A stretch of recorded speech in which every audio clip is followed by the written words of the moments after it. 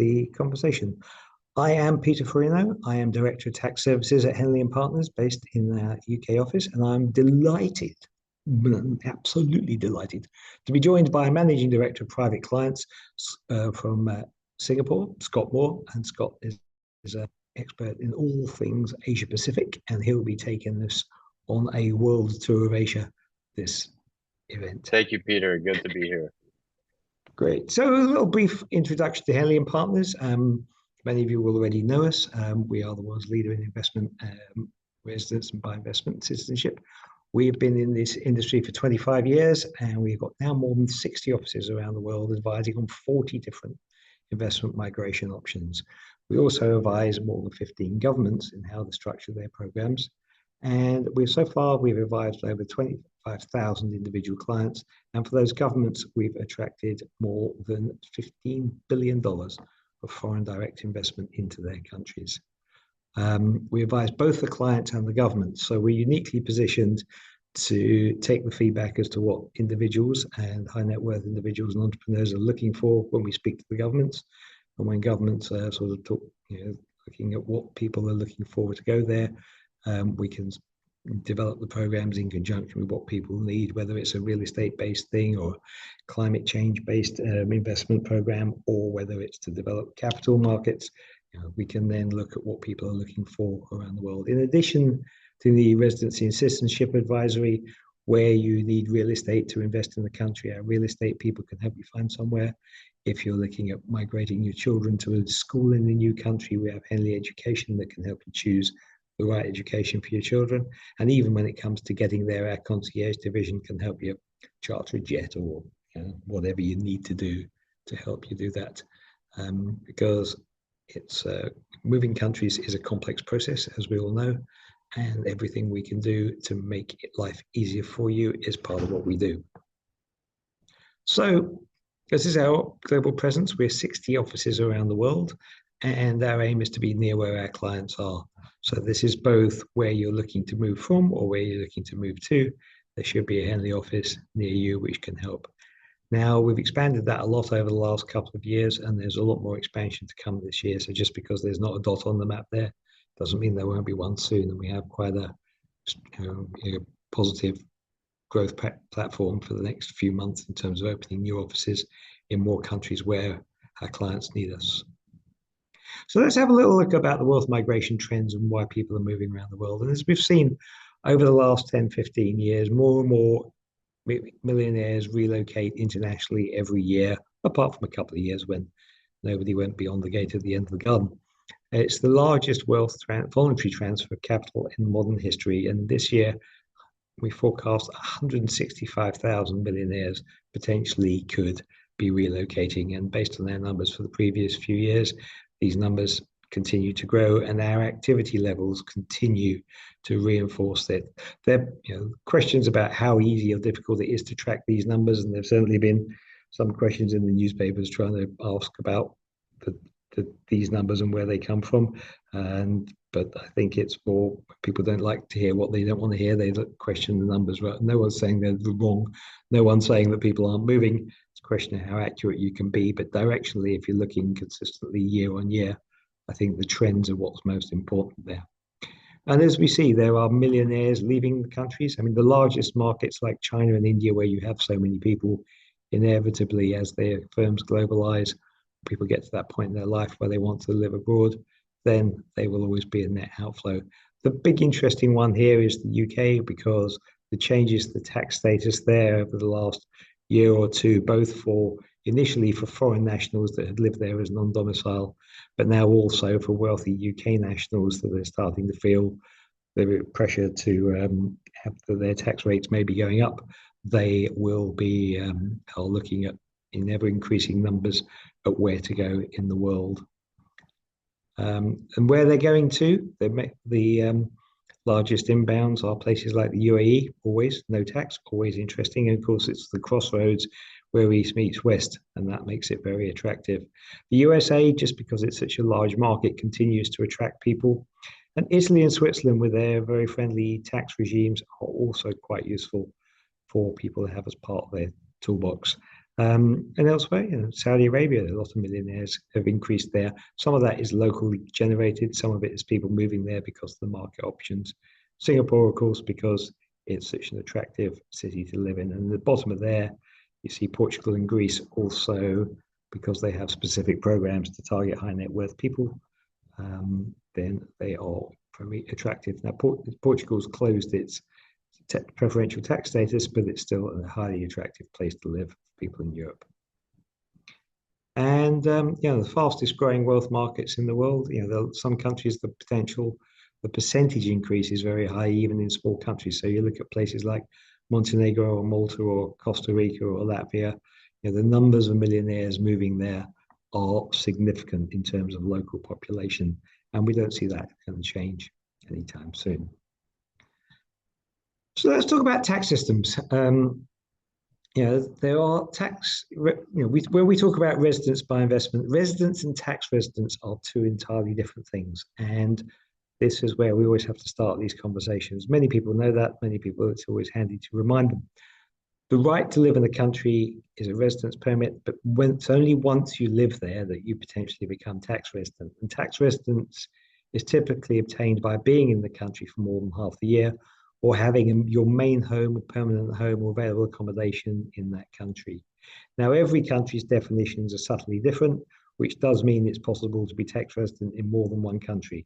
And in those cases, there are like 3,500 double taxation agreements around the world, which specify how people would be taxed in those cases, which country gets to treat you as being tax resident, and which one has to treat you as non-resident. The significance of that is that if you're non-resident in the country, you can only be taxed on source or income with the source in that country. So the country of source gets to go first. So if it's the real estate rents, or the bank paying interest, or the employment being exercised, or self-employment, or dividends, the country of source gets first right to tax income that arrives in that country.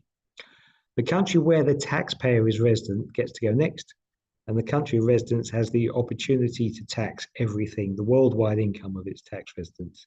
Now, not every country chooses to exercise that right, and we'll come on to different examples why, but every country has the right to do that. Now, the only exception above that is the US, which taxes on the basis of citizenship. So if you're a US citizen who is a resident of another country but has income in a third, the country of source gets to go first, the country of residence gets to go second, and the US comes along at the end and sweeps up everything that hasn't been taxed yet.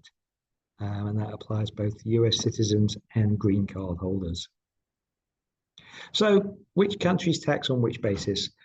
Residence is the most common, and that is typically used mostly in European countries, OECD countries, and most other major economies in the world, whether it's Australia and New Zealand, or whether it's South America, Canada, anywhere. Most countries use that as a starting point.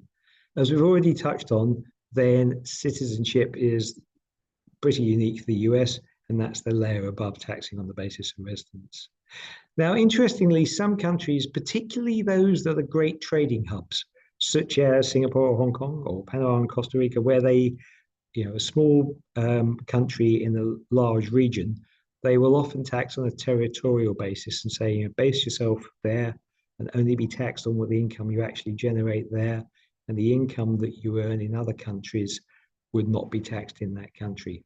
Now, some countries give tax incentives for new arrivals. In New Zealand's 4-year tax holiday for new arrivals effectively gives it a territorial system for the first 4 years.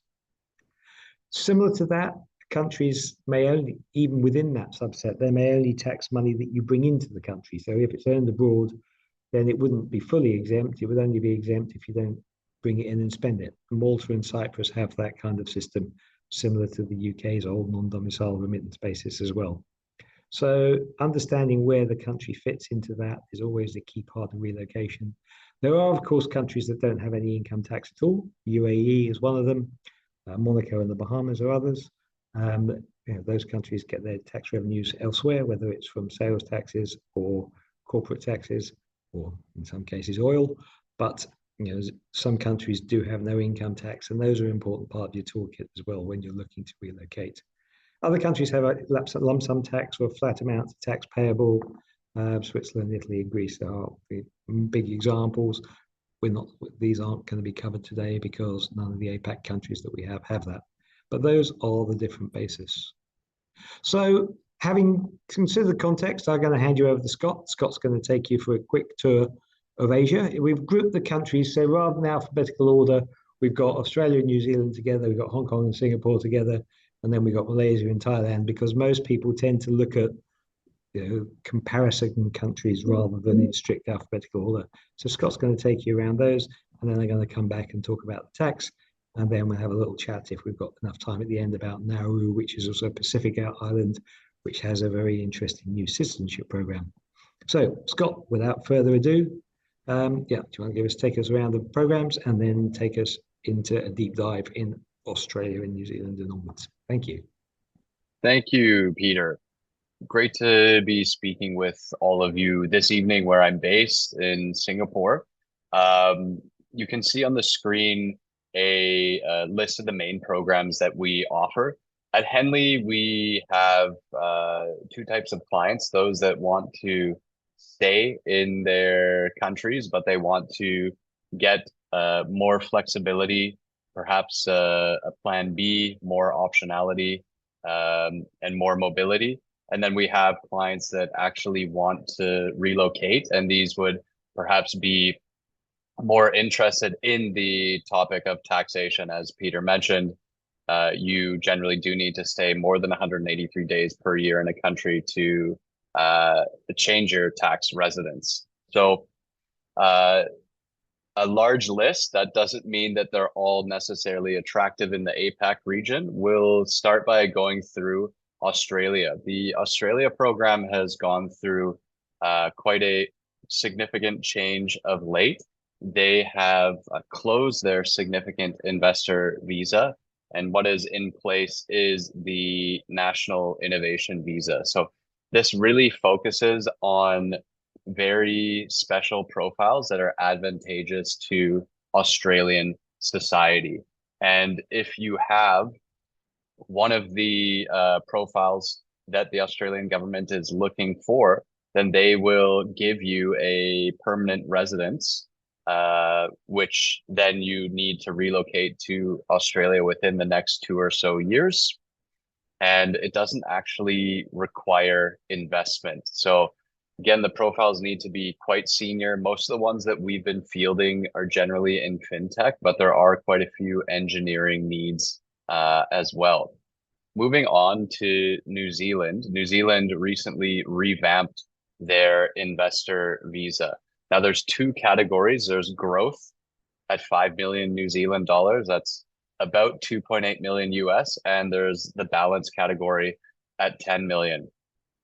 The huge standout for the growth category is that the main applicant needs to spend a total of 21 days within the first 3 years, and the entire family will obtain permanent residence. And this is a true permanent residence. So there's no need to maintain an investment. And in fact, there's no need to have maintenance visits. So both yourself and children under the age of 25 will remain PR in New Zealand. So this is a very popular program, particularly with our American clients. And with attractive options like this, we don't imagine that they will last for very long, because with such a small economy, they could really only take so much investment before they get full. Moving on to the next program, Hong Kong. So Hong Kong, for quite a while, they did not have a capital entrance scheme. This was reintroduced last year. So 30 million Hong Kong dollars is required. And if you look on the government website as to the amount of funds that are available to choose from, it's a very long list. So a lot of the wealth managers in Hong Kong, they're able to come up with quite balanced portfolios for clients that do want to take up residence in Hong Kong. And of course, there are other options. If you are a certain profile, you can potentially get residence in Hong Kong if you start a business or if you're sponsored via an employer. But really, the capital investment entrance scheme does provide investors with the most amount of flexibility. Moving on to Singapore. Singapore, where I'm based, has one of the most exclusive programs in the world called the Global Investor Program. The bar is very high. It requires a $10 million investment if you want to start your own business. And there are certain requirements to be able to renew your permanent residence. So you would need to hire 30 employees, and hopefully 10 of those would be actual Singaporean citizens to have a 5-year renewal on your reentry permit. If you don't meet these requirements, you still can get a 3-year renewal on your permit if you are residing more than 183 days per year in Singapore. If you don't want to be as active on the business, you can choose to invest 25 million Singapore dollars into a fund or starting a family office in Singapore. The Singapore government really demonstrates a masterclass in effective government policy. Between 2020 to now, so within the past 5 years, the amount of single family offices in Singapore has increased by 400%. So they've really created a very attractive ecosystem for these family offices to thrive locally. Now, in order to qualify for option A and option B, your business does have to be very sizable. Most people that are qualifying for this come from next generation businesses. So the business is going to need to have a minimum of 500 million in turnover, Singapore dollars, every year for the past 3 years. And the family needs to own a minimum of 30%. Moving on to Malaysia, and this is the last within the sphere of having resident non-domiciled tax status, so not having to pay tax on your offshore income, so quite attractive. The Malaysian government came out with the PVIP, and the applicants need to demonstrate, as you can see on the screen, a minimal amount of income per month, or you can judge it on an annual basis. And once you're approved, you need to invest 1 million ringgit into a fixed deposit account. So this is really designed for people that want to live in Malaysia. You can draw down on this fixed deposit in order to cover some of your expenses, house purchases, education, or medical expenses.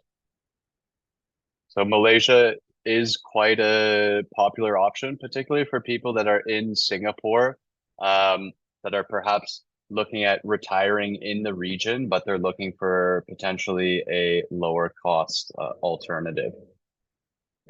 Moving on to Thailand, another quite interesting option for European and North American expats.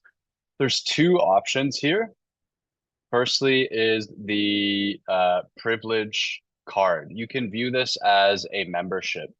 There's different levels at 5, 10, and 20 years, and this is denominated between gold, platinum, diamond, and reserve.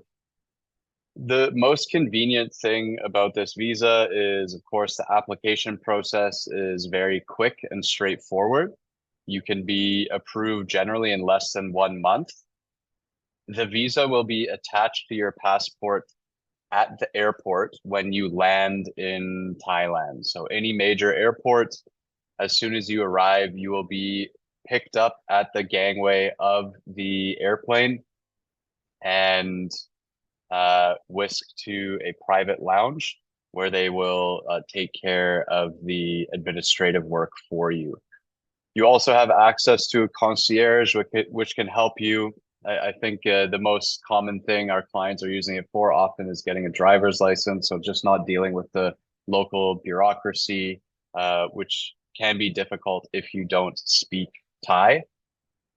And there are other benefits depending on the level of card that you choose. Probably the most interesting benefits are for my clients that golf a lot. Your membership, depending on what level you have, would have access to 20 rounds at some of the most prestigious courses in the country, along with a medical screening at the country's top hospitals. And this is available for all ages. Moving on to the next option in Thailand. This is interesting for clients that are over 50 years old. The Thailand LTR is actually not requiring investment if you can show passive income of 80,000 USD and above. Passive income meaning interest, dividends. It cannot be unrealized capital gains. So they are quite particular with how you show this income. But of course, if you can demonstrate this, then you have access to a 10-year visa, which gives you residence in Thailand without having to make any investment. And this is really designed to bring wealthy retirees and get them to spend their money in Thailand. Moving on to, there are other options in terms of highly skilled worker, as well as being able to show other assets, but generally all of our clients use the passive income route.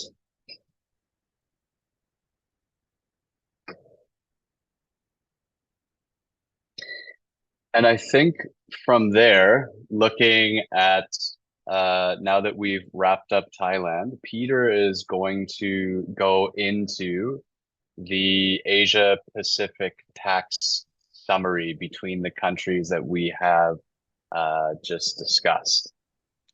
Yeah, thanks, Scott. That was interesting. I thought it was just helpful to put on one page the differences in the tax systems between the countries, and in particular how they determine tax residence. Say most of them, there's the 180 days or 183 days or 180 days in some of them.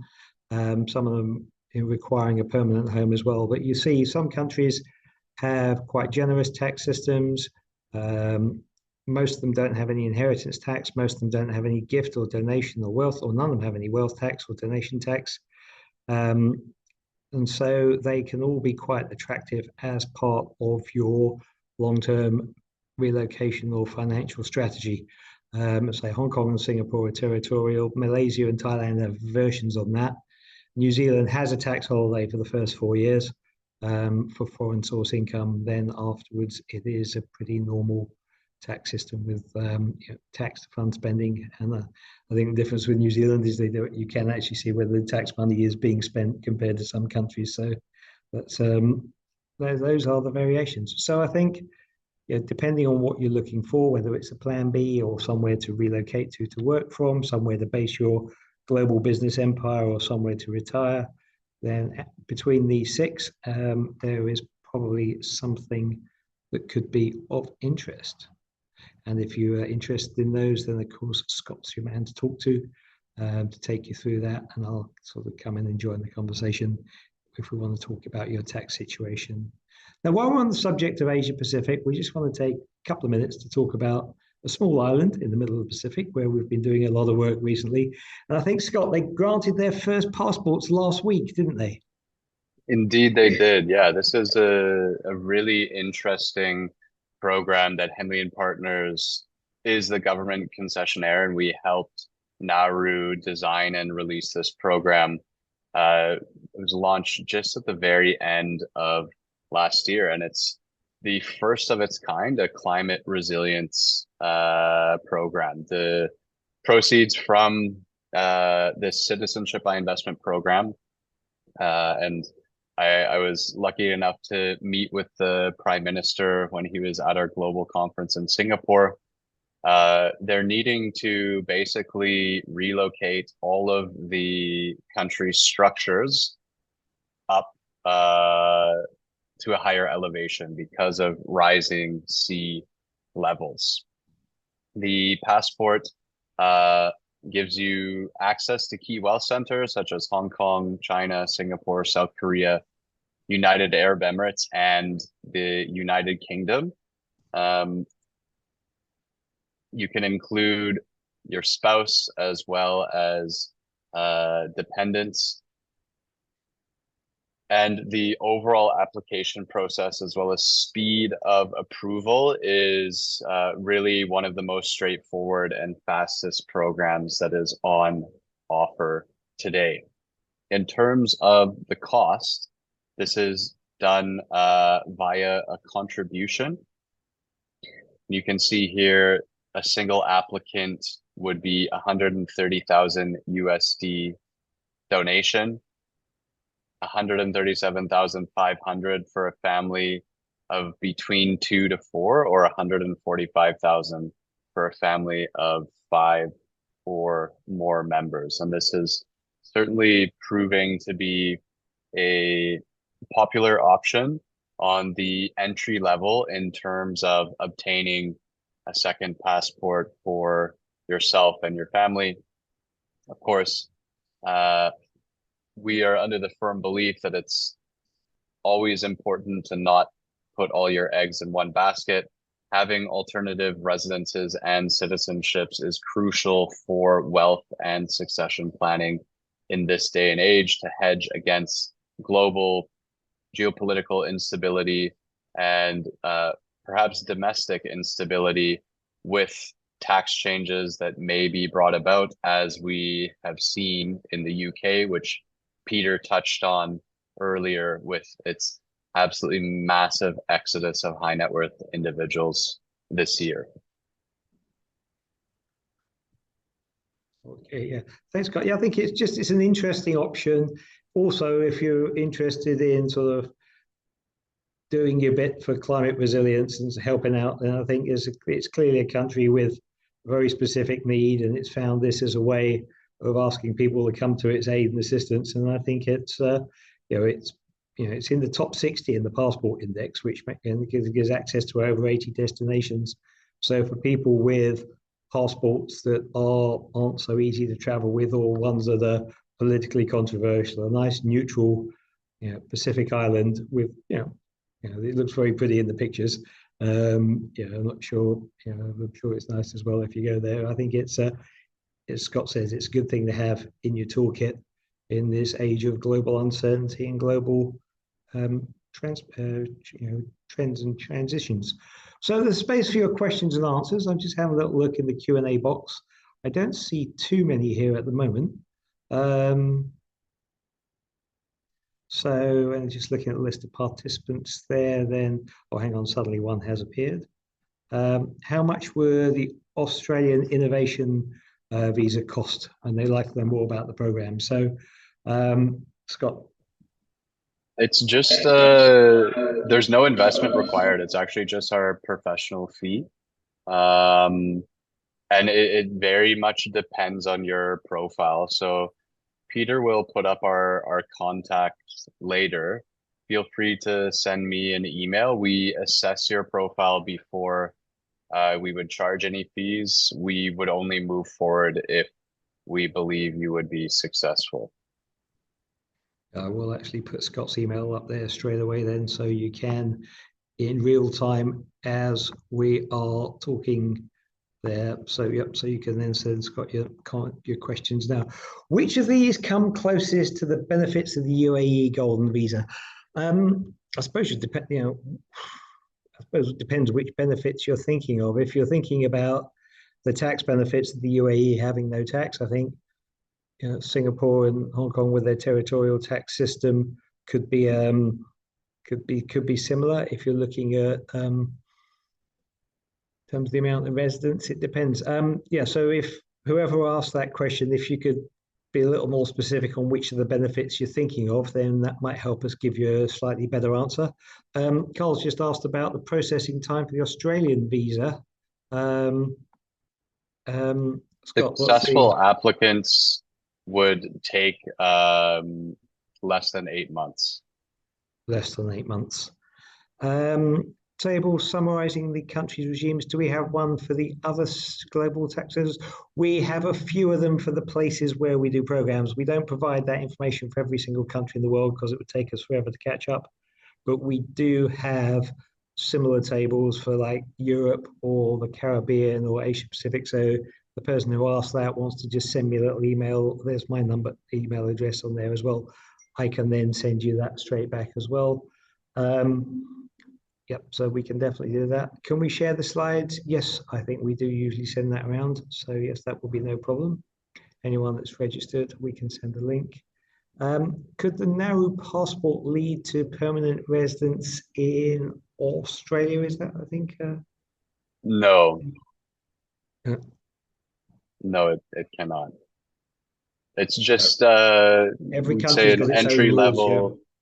Yeah, it's a entry level second passport, which is definitely important for high net worth individuals to have more than one passport.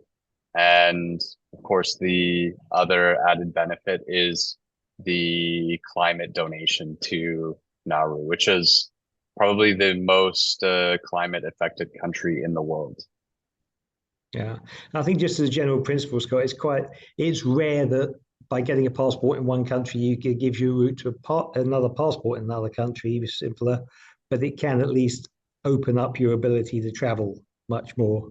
So if you've got a passport that doesn't let you, I think Nauru, Australia have quite a good relationship in terms of getting into Australia on a Nauru passport. So if you had a passport where you needed more visas for Australia and you like going to Australia a lot, then that could be worth a discussion with Scott about that as well. For a Chinese resident, which country is the fastest way to get new tax resident identity? Oh, Chinese countries won't differentiate on I tax think, residence based on which country you're from. But Scott, you so yeah, I mean, obviously to get a new tax residence, you need to move to a country. So maybe the question is more along which is the fastest program to be approved, which would probably be Thailand. And then there have been some recent changes in the tax code in Thailand, but I believe they've recently put it back to uh, for foreigners that are going into Thailand, you wouldn't be paying tax on your offshore income. So you could be based in Thailand and keep your funds elsewhere. And as long as you can prove the money you remit into the country is from the income year prior to the remittance, then you can live a pretty tax efficient life. yeah. I think on that one though, with whenever people are looking at getting a new tax residence, I always caution that you have to look at the rules of the country you're leaving as well, because you do actually have to demonstrate to their satisfaction that you have left. And if you still have income in that country, as I said at the beginning, you would still be taxable there on a source basis. So, yeah, it's not just a case about getting the fastest way in. I think also because Thailand, as you said, as Scott says, only taxes some of the income that you bring in. Um, if you are getting, for example, pension income from other countries and you can't use the double taxation agreement to get out of the pension being taxed in the country it's paid from because Thailand's not taxing it. So there are all kinds of levels of nuance and detail there, but it's yeah, always worth sort of coming back to us if you've got that specific issue. Got a question which is a bit detailed on capital gains tax in Australia. generally, most countries, no country I know taxes unrealized capital gains. It will usually only tax realized capital gains. So hope that answers the question. This has been brought up in Australian Parliament recently. Uh-huh. It's quite unbelievable to even imagine how they would be able to tax unrealized capital gains, but uh, business for us in the Australian market has grown significantly since this discussion has received you know, some debate in Parliament and seems to be not just a pipe dream. Well, the interesting bit is if you're going to tax unrealized capital gains, you're going to go back and give a refund the following year when the shares go down again. Because you can really see the political aspect of if a millionaire's shares drop in value, though giving them back the tax that they paid the previous year could be politically dynamite. And I think that's why most countries haven't done this. It's interesting to see someone there tells us that New Zealand has actually done that. I will go away and dig into that in more detail because that looks, nerdishly, wonkishly interesting. But yes, it's very strange. Scott, we've got a question here. Because New Zealand have sort of opened up the program, do you see Australia um, looking at opening it again, or are they so different in terms of markets and what they're looking for that they're not sort of going to be looking over their shoulder to compete? Look, some of the states in Australia benefited significantly from the significant investor visa. So there will certainly be a push to reopen some sort of investor route. So I wouldn't be surprised to see something in the future. Whether it will be the near future, maybe not. Yeah, I think it's always, as you say, often takes things like a change in government or a significant external shock before these things happen. But yeah, that's hopefully that answers your question. These have been great questions. I think this is the most sort of engaged Q&A we've had for a very long time on one of these. So thank you all of you for your questions. And well, thank you, the person that thanked us for the answer. Always appreciated. We're coming close to the time where we aim to kind of keep it to about 40-45 minutes to free you up. If you've all got calls starting again at the top of the hour, you want a bit of time to get a coffee and stretch your legs or whatever. But I'll give you a couple of seconds to give us one last question if anyone's got one. Otherwise, I just want to take this opportunity to thank Scott for his great insights here and his huge experience in all things Asian Pacific, which I always find great to listen to. So thank you very much to Scott. Thank you to all of you for showing up and giving us some great questions. And I hope we've been able to add to your understanding and interest today. Those of you that sent an email address asking for follow-ups, we'll get back to you. And so we will be back later in the year with, I think we're looking at Europe in a couple of weeks' time. We'll be repeating this one towards the end of the year, I think. We tend to do this 2 or 3 times a year. So in the meantime, you know where to find us should you need anything that we can help you with. So thank you all for being here today, and enjoy the rest of your day. Thanks and goodbye. Thank you.